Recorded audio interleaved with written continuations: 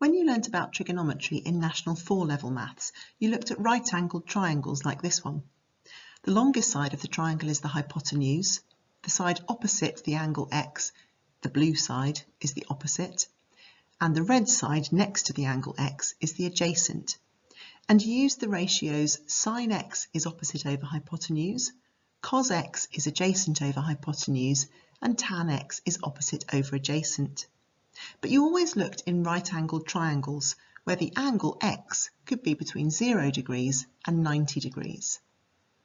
In National 5 level maths, we're going to see what happens when the angle goes beyond 90 degrees.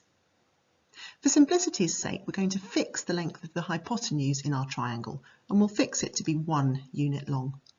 That way, sin x is equal to the opposite, that's the blue line, and cos x is equal to the adjacent, that's the red line.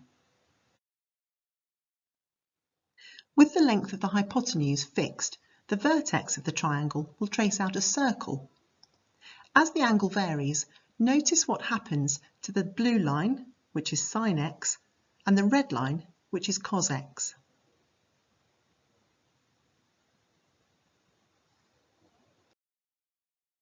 Let's have a look at that again.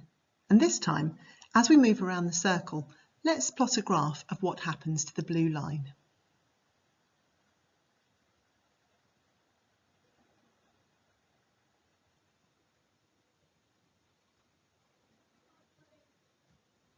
The blue line, remember, is sin x, so this gives us the graph of y equals sin x.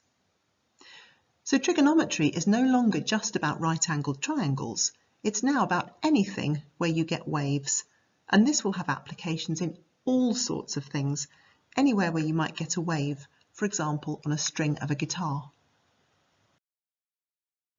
These are the topics you're going to learn about in National 5 trigonometry, starting off with the graphs of y equals sin x, which you've just seen, y equals cos x, and y equals tan x, and then moving on to solving trigonometric equations.